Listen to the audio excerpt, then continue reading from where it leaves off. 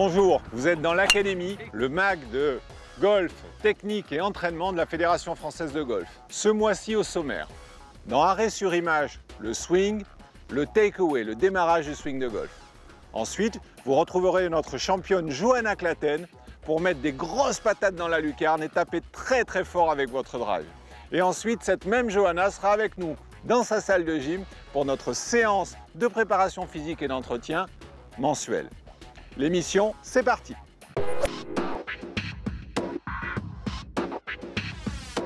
Bonjour, on se retrouve à Champions Gate pour notre rubrique Arrêt sur image, le swing de golf. Merci à David Leadbetter de nous accueillir ici à Orlando. Aujourd'hui, nous allons nous concentrer sur le démarrage du club, ce qu'on appelle plus communément le take-away, le démarrage du club dans le plan. Premier point fondamental, la prise de conscience du Y formé par les avant-bras et le club.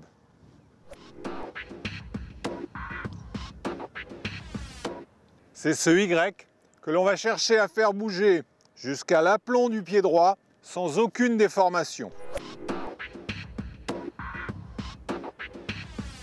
Pour parfaitement réaliser votre démarrage, 2 points d'attention. Le premier, la rotation des épaules autour de l'axe de colonne vertébrale avec l'épaule droite qui monte et l'épaule gauche qui descend. Et ensuite, la capacité qu'ont les mains à rester basses dans cette transition jusqu'à l'aplomb du pied droit.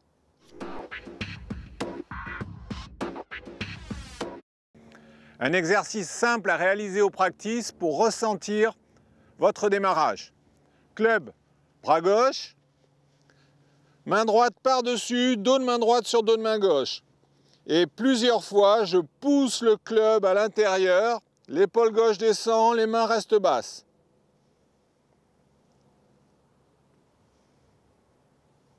Deuxième exercice, vous positionnez votre club dans le nombril, prendre son grip, bras ballants, et ressentir le mouvement du Y vers le pied droit, les épaules gauche basculent, les mains restent basses.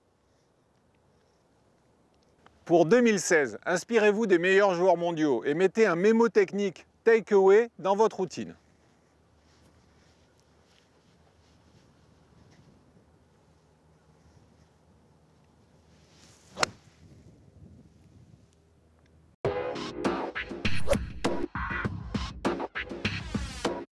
Moi qui ai toujours rêvé de taper fort avec mon driver, aujourd'hui j'ai de la chance, je reçois dans l'astuce du champion Johanna Claten, numéro 1 de la driving distance sur le LPGA. Bonjour Johanna. Bonjour Patrice. Johanna, on arrive sur ce par 5 dans la zone de vérité pour moi. C'est le tee de départ, je vais poser ma balle, je vais mettre mon tee et j'ai un drive à faire. Est-ce que tu peux m'aider? Bien sûr Patrice, alors je vais vous donner mes petits secrets. Donc pour moi, la puissance au driving, ça part d'un grand relâchement. Souvent je vois surtout ça chez les amateurs. Ils ont tendance à penser que pour taper fort, il faut se crisper. Mais au contraire, il faut lâcher toute tension. On le voit très bien avec des très grands frappeurs comme Bubba Watson, Nicolas Colsaert. On sent qu'il y a une grande fluidité dans leurs mouvements. Donc déjà quand vous vous mettez à l'adresse, relâchez tout ce qui est avant-bras, épaules. Évidemment il faut une bonne posture, mais après il ne faut pas de tension ici. Ensuite, c'est au niveau du... donc une fois que vous avez fait votre backswing, donc la reprise d'appui est très importante pour la puissance.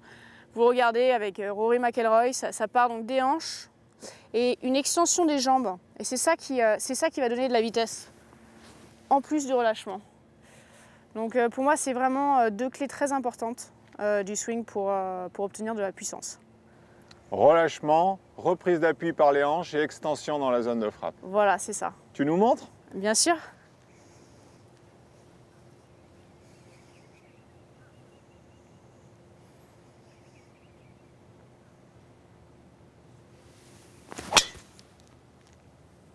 Quelle patate! Fantastique! Voilà. Ah là, tu m'as vendu du rêve, hein, Johanna.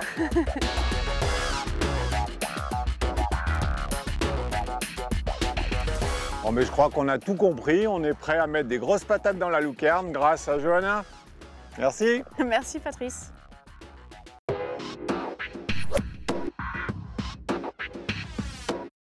On retrouve Johanna pour sa rubrique d'entretien physique pour votre swing de golf. Bonjour Johanna. Bonjour Patrice. Alors ce premier exercice, vous allez avoir besoin d'un élastique. Voilà. Il vous faut quand même un minimum de résistance. Enfin, vous faites en fonction de vos capacités. Ensuite, vous l'enfilez donc autour des pieds, plus précisément autour des chevilles. Voilà.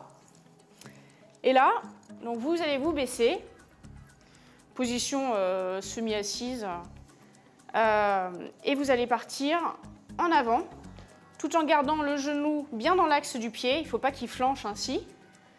Vous partez sur l'autre côté, puis sur l'autre. Vous en faites donc 10 de chaque côté, puis vous revenez en arrière. Ainsi. Bam, bam, bam. Et voilà, 10 de chaque côté. Vous faites ça 3 fois. Et en fait, cet exercice vous permet de travailler donc les jambes et les fessiers qui sont très importants pour le golf, pour la posture. Alors, ce deuxième exercice vise à travailler l'ouverture des épaules, très importante pour le golf. Prenez un élastique. Voilà. Vous mettez ainsi les paumes vers vous, comme ça. Et là, il faut que vous ouvriez avec vos épaules. Donc, ce n'est pas les mains qui travaillent, c'est les épaules.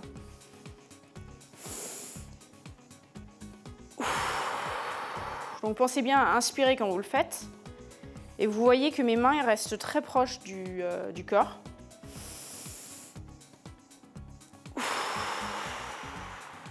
Et donc, quand vous allez le faire, vous allez bien le sentir à ce niveau-là, au niveau des omoplates, au niveau du dos, au niveau des épaules. Vous allez sentir que vous vous ouvrez. Vous faites ça 10 fois et évidemment multiplié par 3. Vas-y. Allez, ouvre bien, inspire et puis tu relâches. Fais. Pense bien à inspirer, puis tu relâches. Voilà, parfait. Alors ce troisième exercice consiste en du gainage latéral. Donc vous vous mettez sur un des coudes. Voici votre position de départ. Vous enroulez vers l'intérieur. Donc pensez à bien garder, il ne faut pas que ça bouge ça. Donc vous enroulez à l'intérieur et vous déroulez. Et vous enroulez et vous déroulez. Et vous faites ça 10 fois de chaque côté, 3 fois. Alors Patrice, tu te sens comment après ces séances? Écoute, je me sens comme ça pour affronter les premières compétitions du printemps.